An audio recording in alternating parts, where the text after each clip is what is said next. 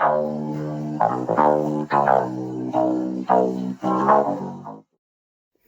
to 3 Count Commentaries. I am MongoSlade. Today we're going to talk about AEW Dynamite, and we're also going to be doing a World's End prediction show. This is going to be sort of a lengthy show, even though AEW was taped.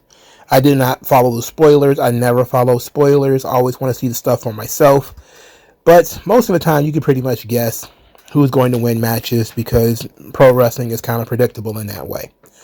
But there are some things that I want to discuss before we get into Dynamite. 1. The final Rampage of all time will be taking place on Friday. And if I remember correctly, Chris Jericho will be wrestling on that show. He's going to wrestle Anthony Bowens, I believe.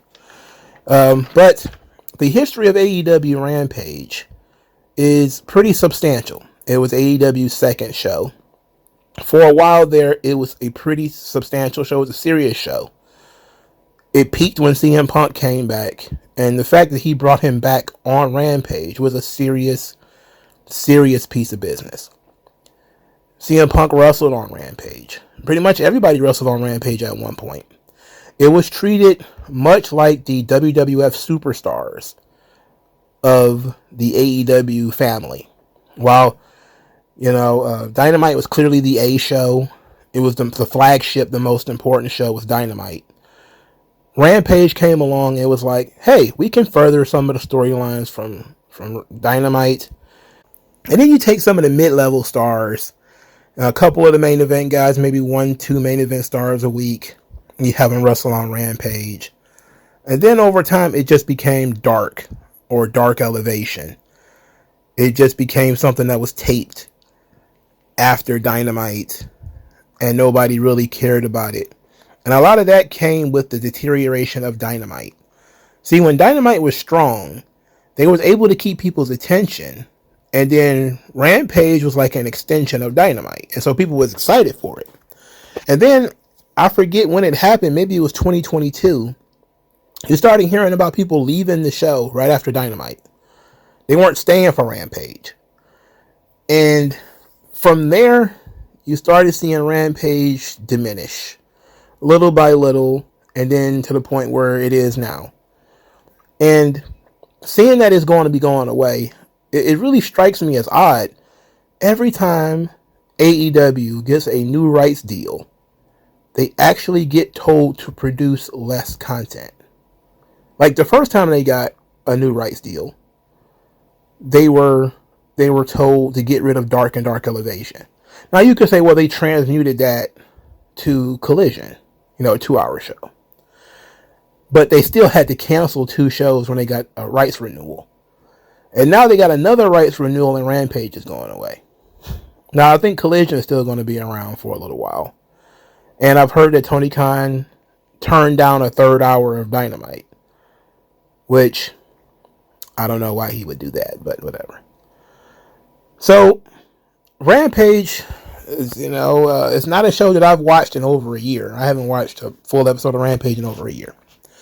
I've probably watched bits and pieces of it, but I haven't cared to even look at it in months. So, arrivederci. I don't really care. So, that's one thing. Another thing is, Jerry Lynn, he did an interview with WSI. I don't know what the name, I think he's like an Irish guy or something like that, the interviewer. He does the podcast with Stevie Richards. But he interviewed Jerry Lynn. And Jerry Lynn actually confirmed what Tully Blanchard and Arn Anderson and Jake the Snake Roberts said. He says when Tully and Arn and Jake the Snake Roberts was around, he never saw any young talent go up to them and asked for advice. He said he never saw it. And this is a guy who still works there, by the way. And he talked about how ridiculous it was to him because he never had that coming up in the business. Older guys that was looking to help him further his career. There was guys that Tony Khan were paying that the talent was ignoring. It's amazing. Now he says that he covers for some of the guys like Hangman Page, by saying, "Oh, they listen to me." He's like, "Oh, I can talk to Hangman. I talk to Hangman all the time." And I get it. I dig it. He still works there. But, or it could just be an issue where Jerry Lynn is more of their generation. They see Jerry Lynn as being a predecessor of what they do, because he is. Jerry Lynn's style, which some of these guys grew up watching in ECW, grew up watching it in TNA, and also in Ring of Honor. That's the style that they emulate. The matches that he had with Rob Van Dam, those are the matches that they emulate. So maybe that's the reason they choose to listen to Jerry Lynn over Tully Blanchard or Arn Anderson. But he seems to have some kind of hand with these guys that Tully and Arn didn't have. But it's really good that Billy Gunn, Tully Blanchard, Arn Anderson, Jake Snake Roberts, all these guys, they aren't lying. The talent in AEW simply do not care. They don't give a shit. And they're not taking advice. And not being able to accept criticism or advice is a weakness. It's ego. And you see where ego is getting you. Because these Dynamites have been no good all year. Just bad. Individual matches have been pretty good. Individual segments have been pretty good. That's just always the case in wrestling, where there's always something on the show that's worth talking about. If you bother to watch the show, which usually I don't. Okay. But people thought it was propaganda. It was WWE PR at first. It's like, no. The guy is still under contract, and he's saying, "Oh yeah, they're not lying. Nobody talked to them. Nobody listened to them." And that's amazing to me. Really amazing. We're going to get into World's End at the end of the show. Let's get through all the Continental Classic stuff. Will Ospreay defeated Brody King. Ospreay wrestled Ricochet on Collision. That tricked me into watching some of Collision. Because I wanted to see what kind of match they would have. And they did not have the match that I think that they could have had. But seeing how all of this shook out, they're going to end up having a rematch. So Ricochet won the match by cheating. So you had Will Ospreay lose 2 matches in a week in order to kind of put him in behind the 8 ball. He's probably going to end up winning the tournament anyway. But Ricochet and Will Ospreay, it was fine. The Hammerstein, the building, it looked great. I wasn't a big fan of the shot they were using, but it looked fine. Will Ospreay and Darby Allin from last week got 5 stars, which I'm not surprised about at all. It was a match that was raved about online. People were making music videos of it. People were like, "Oh, my loins. Ooh, baby.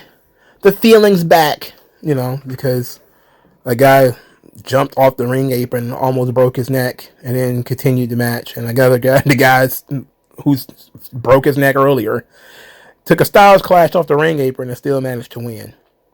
I don't know. Anyway, from Will Ospreay and Brody King. Brody King kicked out of Will Ospreay's finish.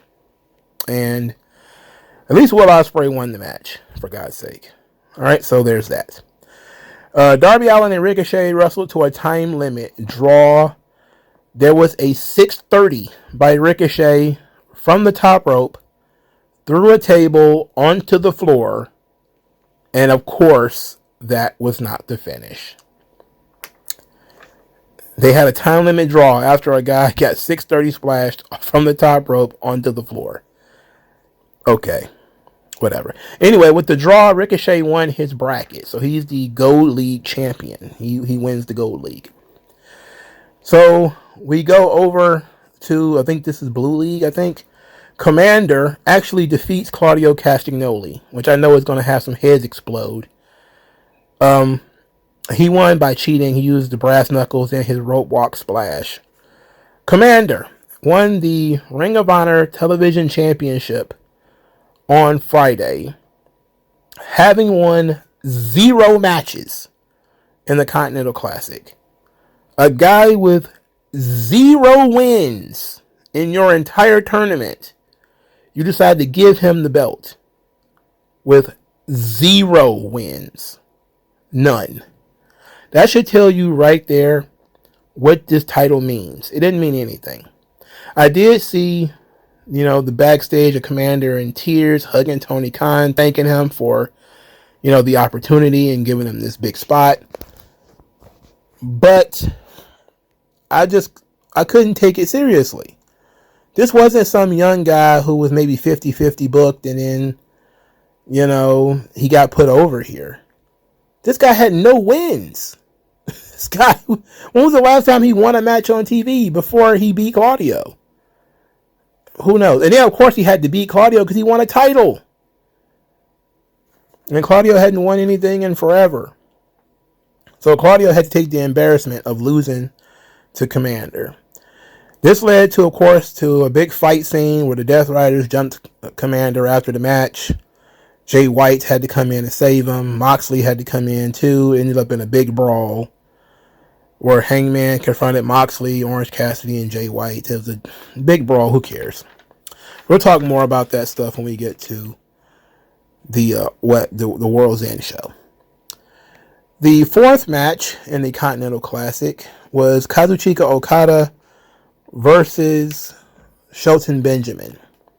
The Hurt Business were told not to come to ringside, which, is already the rules of the Continental Classic. They abided by the rules out of respect for Renee, because they respect Renee so much. I don't know why. At this point, I realized that Okada had been on Collision for months. I forgot he was even in the company. He has evaporated since he came to AEW, especially since the Young Bucks left. Okada, who at one point in time was the greatest wrestler in the world, if you ask Dave Meltzer.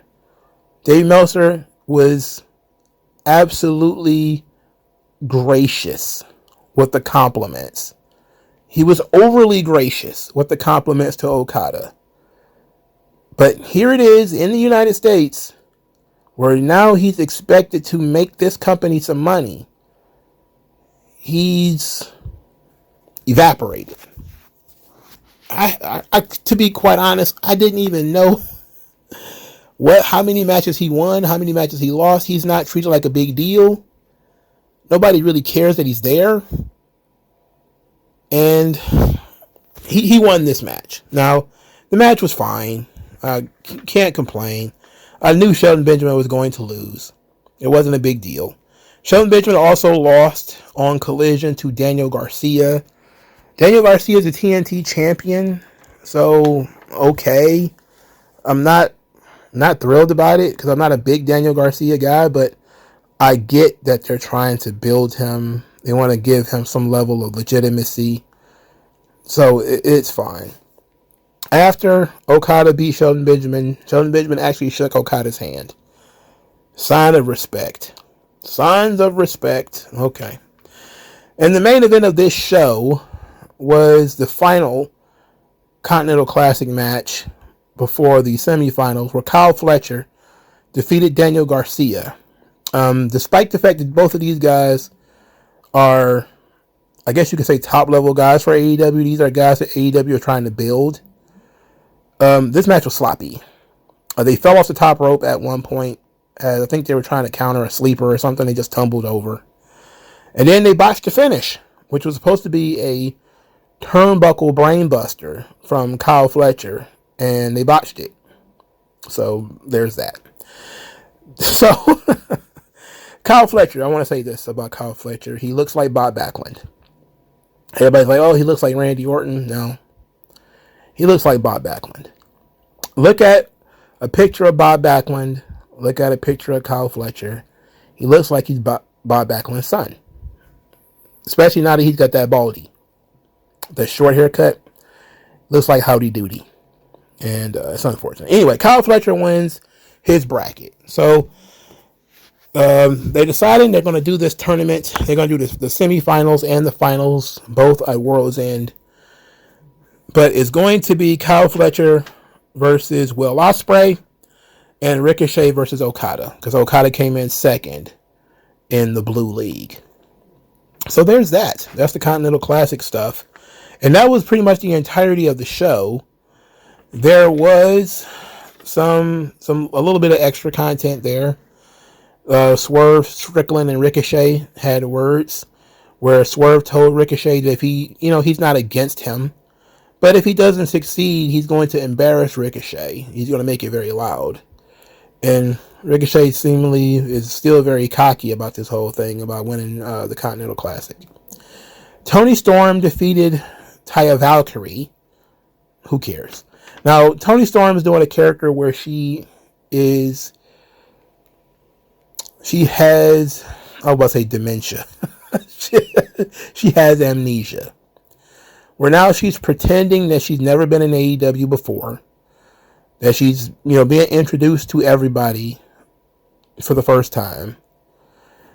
I don't understand it.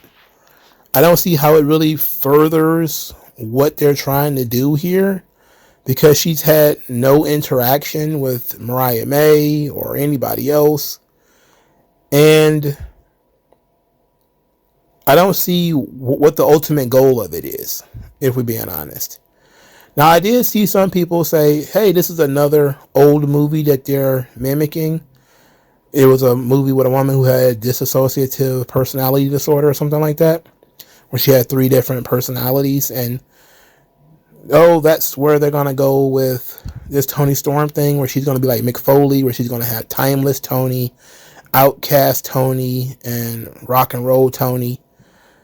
And I just don't see how that equates to her chasing the title or doing something that's going to be able to make this show more watchable.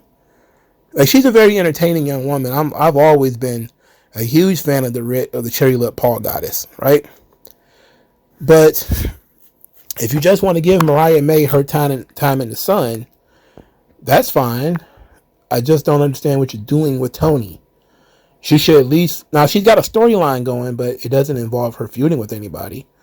It just involves her being delusional and misbehaving, I guess. Very weird. They showed a vignette for MJF and Adam Cole. Who cares? Hangman Page is surly and still pretty pissy. He called Christopher Daniels an unoffensive office stooge. Christopher Daniels reminded him that everybody else in his match at the pay-per-view has somebody to watch their back, while Hangman Page doesn't have anybody. And then he offered to be the guy to watch Hangman Page's back at World End. And Hangman Page, despite the fact that he said all these terrible things about Christopher Daniels, he was touched that Christopher Daniels dared still care about him. And I must say, I don't care about this. The show was 99% matches, which, is... They actually went back to the old format of AEW, which was, 99% matches. But I don't really care about this tournament. The tournament has been one of the least interesting things I've ever seen. I don't even know if this tournament is the same as the one they did last year. That's how out of touch I am on all of this stuff. But what's even the worst part about it is, as I start going through the matches for World's End, only the tournament stuff and some of the longer term stories that they've been telling even jump out at me as being things that actually matter. Okay, so let's get into World's End. AEW World's End will be taking place at some venue. I'm looking for, here it is, Edition Financial Arena in Orlando, Florida. As of right now, they have distributed 6,038 tickets. This is as of Christmas Day 2024. There's 847 tickets remaining according to WrestleTix. It's set up for 6,885. So they're not even setting this thing up for 7,000 seats. I guess 6,000 is not bad. It's actually okay, No doubt about it, they're probably going to dump a bunch of pre-show matches like they always do. AEW is very good for, hey, we got an 8-match card. It's going to end up being 14 matches by the time the show is up, by the time the show starts. Because then they got to have Rampage, and then there's going to be probably some Ring of Honor stuff they're going to dump on here. So there's not going to be a Collision episode, but they're going to turn half this fucking show into a Collision, I guarantee you. All right, so let's get into the card. Match 1, Mercedes Moné versus Chris Statlander for the TBS Championship. I don't really see Chris Statlander winning. If Statlander does win, they did a piss poor job of building her up, because I haven't seen her since she lost to Mercedes. What was that, a month or two ago? She hasn't come back and, won a bunch of matches on television to get people. And when I say television, I mean Dynamite. I don't mean she's won a bunch of matches on Rampage, or she won a match or two on Collision. That doesn't mean anything to me. Those matches are barely visible at this point. Mercedes, whether she's a boom or a bust to AEW is a matter of opinion, I think. I don't think she's added as much as she could add. And I think part of that is the booking. Part of that is also her performance.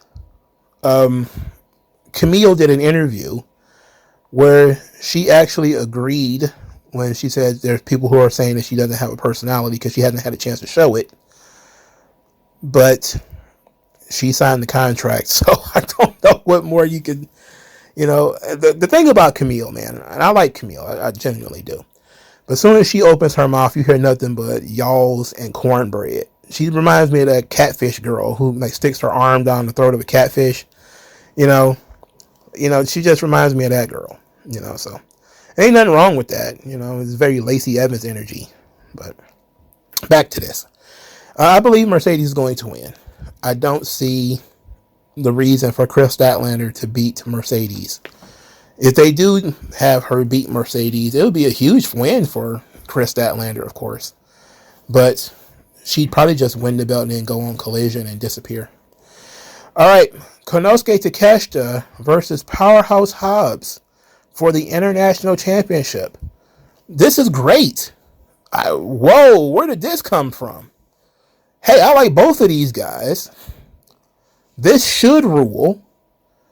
Where did they build this up? Did they build this up on Collision or something? Because I don't watch Collision. But these are two guys who could very well be booked extremely well on television. I mean, wow, why is Hobbs not on TV steamrolling guys? What do you got against that? Takeshita is amazing. It's athletic. He has some level of charisma. Has some mystique to him because he doesn't talk too much. These two guys could be having bangers. And they probably will have a banger at this show. So I'm going to go with Takeshita, however. Because they went through all the trouble of putting Takeshita over Will Ospreay. And I don't think they're going to take it off of him just yet. I will say, though, I am very happy that even though it took 4 years to see Powerhouse Hobbs' career finally moving forward. My God, it took so long, but he's finally starting to move forward. Thank you, Jesus. Tijuana Street Fight, AEW Women's World Championship, Mariah May versus Thunder Rosa. So Thunder Rosa has been on Dynamite in cameo form throughout this feud. She showed up when Mariah May wrestled Mini Shirakawa. She was in the crowd with crowd signs. And that was the extent of Thunder Rosa's time on AEW Dynamite. Thunder Rosa used to be one of the flag bearers of the women's division in AEW. Then she got injured, which seems to happen quite a bit, doesn't it? Jamie Hayter was the standard bearer of the division, and then she got hurt. Britt Baker was the standard bearer of the division, and then she got hurt. So it seems to me that if you're going to be the workhorse of the women's division of AEW, you can look forward to two things. One, getting hurt. And two, once you get hurt, you're going to get booted to Rampage and Collision. Because your turn is over. And now you got to go to the back of the line And there's no real reason for that, but that's what they do. Thunder Rosa is still probably the best female wrestler they have on the roster. She is tremendous. She shows fire. She has technique. She can do multiple different things. The fact that they chose not to feature her, but instead to focus on Mariah May versus Mina Shirakawa. Look, I'm fine with that, except Thunder Rosa should have also been there. You know? Or you should have just saved Mina and Mariah for the pay-per-view. The fact that they built up Mina and Mariah with so much time and then decided, oh, we need a pay-per-view match. Let's just put Thunder Rosa in there. And then, well, this match has no heat. People are going to go to the bathroom. This is a perfect time to go sell some popcorn and some hot dogs. They say, oh, we're going to make it a street fight so people will sit still and watch it. That's what this is. This isn't about a long-term feud. If it was going to be a street fight, it should have been a street fight between Mariah and Mina. Why is Mariah and Thunder Rosa a street fight? And why is it a Tijuana street fight there in Orlando? I never got that. And what's going to make Tijuana street fight so different? Is it going to be tacos and cartel kidnappings? Moving on. Singles match for the Dynamite Diamond Ring. MJF versus Adam Cole. Baby. Alright, so I don't want to see this. The last thing I really want to deal with is the incredibly shrinking Cole. I do not want to watch Adam Cole wrestle. I really don't. His ankles look like chicken ankles. I don't understand why Adam Cole's lower body is as bad off as it is. I'm definitely interested in seeing what color he's going to be, because he actually looked healthy last time I saw him. But I really don't care. And I'm kind of over MJF too, if we're being honest. And I'm actually going to join a lot of the critics about MJF's lack of evolution over the course of 5 years. Like, he's still kind of doing the same gimmick, which is fine, but it's not the indies. When you're on the indies and people only see you every once in a while, having the same gimmick for 4 or 5 years can be perfectly fine. But when you're on television, you can get stale. Especially if you're on TV every week, you tend to get stale. And I think MJF, the babyface run, popped people because it was different. It was new. But going back to the heel, which is essentially just him saying very personal things about, I think on Collision he mentioned that Adam Cole's dentist isn't seeing him anymore and all this sort of stuff, which, these personal jabs, these work shoot jabs, people are just, that has gotten them in so much trouble that I think people are gun shy about that kind of stuff now. So I want to see some evolution from MJF, and I would like to see Adam Cole eat a hamburger. I don't really care about this Dynamite Diamond Ring. I think it's pointless that they're even fighting over this ring. This should just been a grudge match. This should have been the street fight, if we're being honest. These guys have been feuding for a year. And the storytelling has been crap, by the way. Because at one point in time, MJF was the face. Adam Cole was the heel. And now they flipped and have struggled trying to explain why now Adam Cole is the babyface and MJF is the heel. There's no real explanation for it. And they still got Mike Bennett, and Matt Taven involved with this thing. I don't care about those guys either. I mean, who cares about Matt Taven and Mike Bennett? I can almost guarantee you their wives don't really care about them. So who's going to win this match? I would imagine Adam Cole's going to win, because this feud has to end.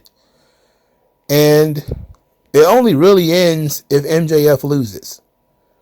So I would imagine he has to lose. At the same time, though, the feud can continue if MJF wins. And if you have nothing for either one of these guys to do, that incentivizes you to keep this feud going. even though it shouldn't go any further. It should not go any further.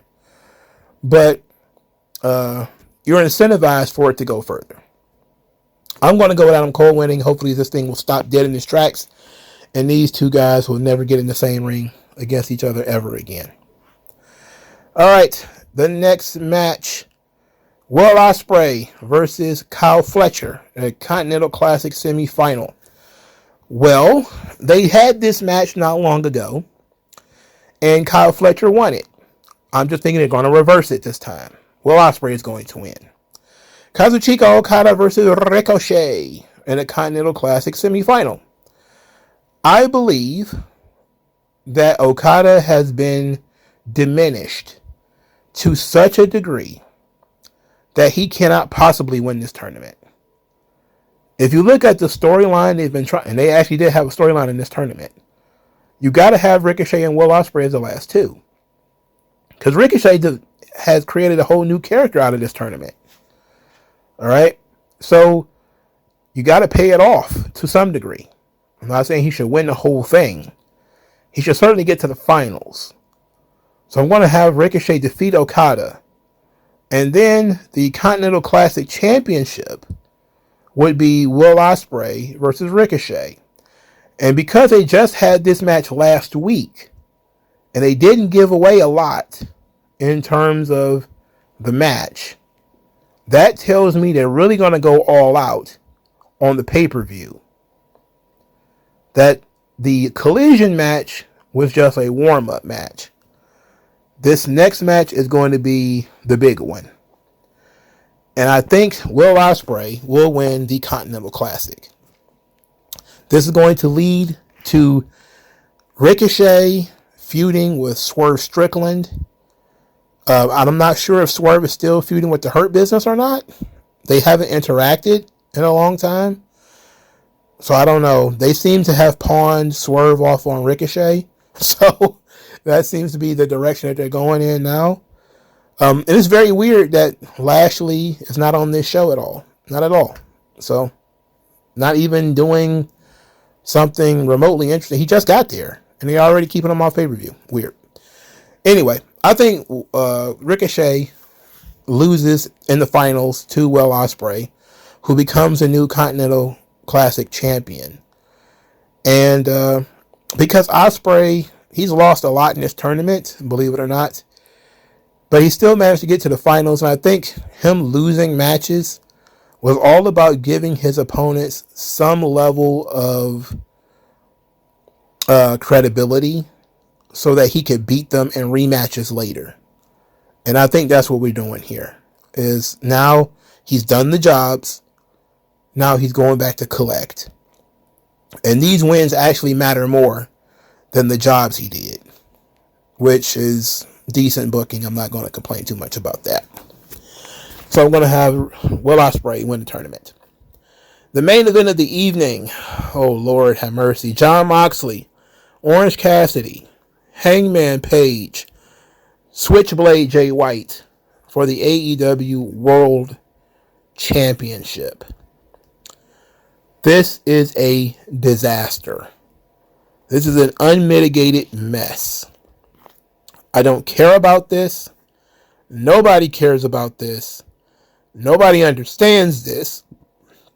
Moxley is not even sure what the hell he's doing or what he's talking about, and nobody else is either. Moxley's going to win. He's likely going to beat somebody like, I don't know, maybe Orange Cassidy, because it seems like AEW wants to ride the wave of Hangman versus Moxley, especially in the early part of next year. They're seemingly turning Hangman face. So Moxley, Hangman is likely going to be the big deal in the future. And with Jay White probably getting some kind of singles match on TV and losing. So I'm going to go with Moxley. Okay. So that's it. Those are my predictions. Let me know what you guys think, and I'll talk to you folks later. Peace out. Ciao.